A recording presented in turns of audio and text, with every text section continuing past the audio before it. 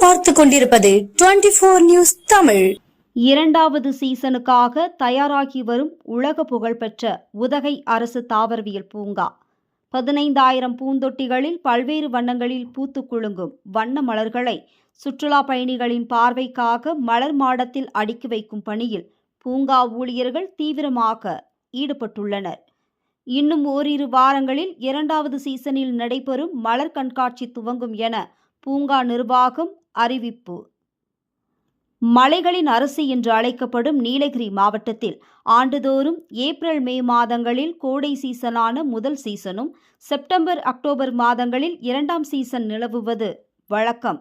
இச்சமயங்களில் அண்டை மாநிலங்களான கேரளா, கர்நாடகா மற்றும் தமிழகத்தின் பல்வேறு பகுதிகளில் இருந்தும் ஆயிரக்கணக்கான சுற்றுலா பயணிகள் உதகைக்கு வருவது வழக்கம். அவ்வாறு உதகை அரசு தாவரவியல் பூங்காவிற்கு வரும் சுற்றுலா பயணிகளை கவரும் வகையில் கொல்கத்தா, காஷ்மீர், பஞ்சாப், பூனா, பெங்களூர் போன்ற இடங்களில் இருந்து Inca marigold, French marigold, aster, verbena, lupin, candytuft, cosmos, petunia போன்ற 60 வகைகளில் பல்வேறு வகையான விதைகள் பெறப்பட்டும் மற்றும் பூங்காவிலேயே விதைகள் உற்பத்தி செய்து நடவு செய்யப்பட்டு இரண்டாவது சீசன் மலர் கண்காட்சிக்காக 4 லட்சம் வண்ண மலர் செடிகள் பூங்காவில் பராமரிக்கப்பட்டு வந்தது.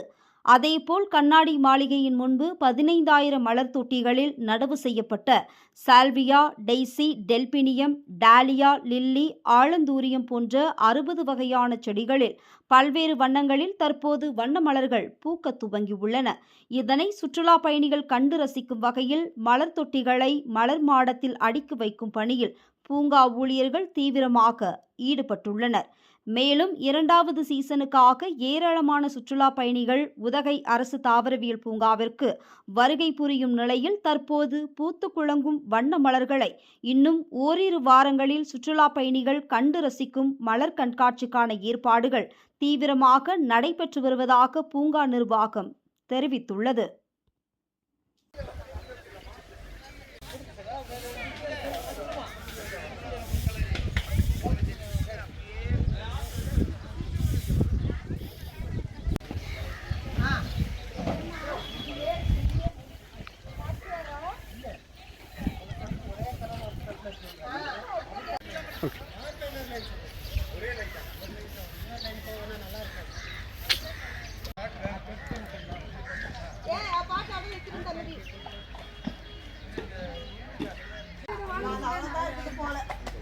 லைன் லைன் நிக்கிது பாருமா.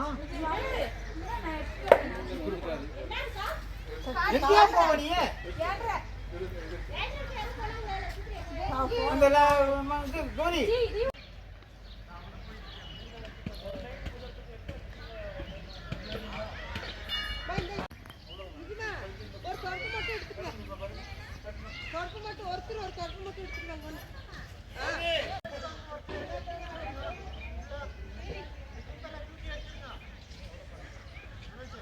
எங்கம்மா